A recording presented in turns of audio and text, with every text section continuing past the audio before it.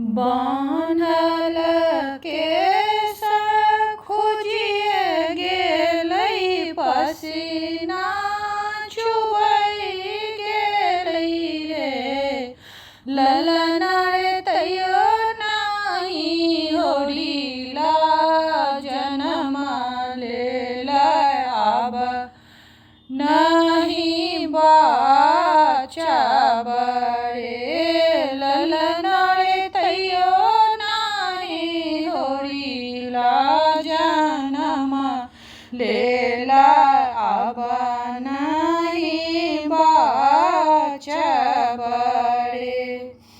सासु मोर सुतली भानस घर ननदो कोबर घर रे ललना रे होमी प्रिय सुतलहुँ मंदिर घर ककरा जगे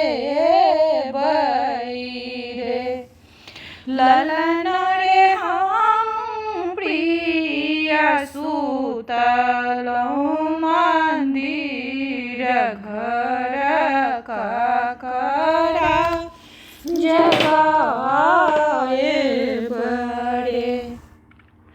कहाँ गेलहुँ किए भेलहुँ मोर ननदो की ननदो गोसावनी रे ननदो हे जाकरांग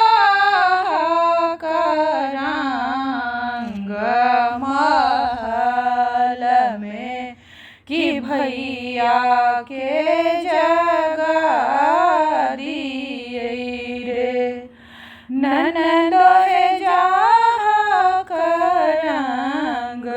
महल में कि भैया के जगा दिए रे।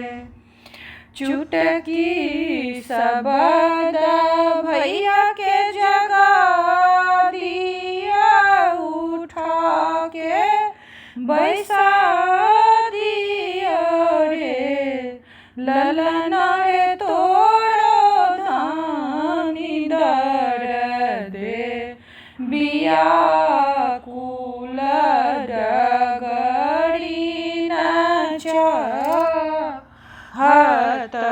रे ललना रे तोरो धानी दर्दे व्याकुल डगरी न चाहत रे। हाथ दाबी लेलनि पिया पोथी की ठीक सटकुनिया रे हाथ दाबी लेलनि पिया पोथी की हाथ सटकुनिया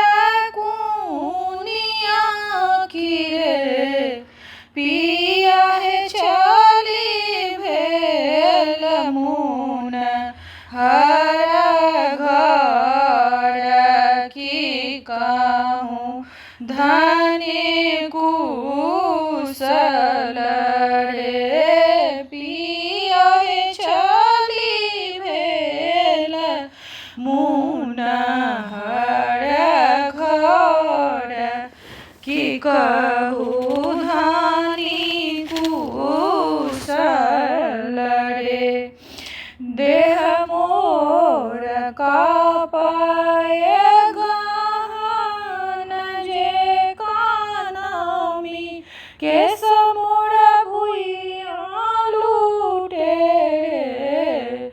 देह मोर कापय गहन जे केस मोर भुइया लटू रे पिया हे धरती लगैया आस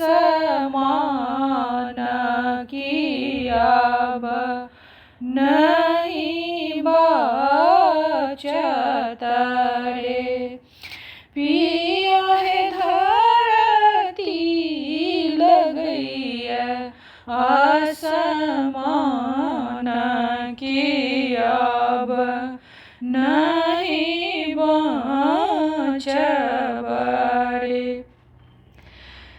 सूरदास सोहर गावहीं गावी के सुनावल रे। ललना रे जुगे जुगे जीवत हुई हो बालक मंदिर घर सोहर रे। ललना रे जुगे जुगे जीवत ही हो बालक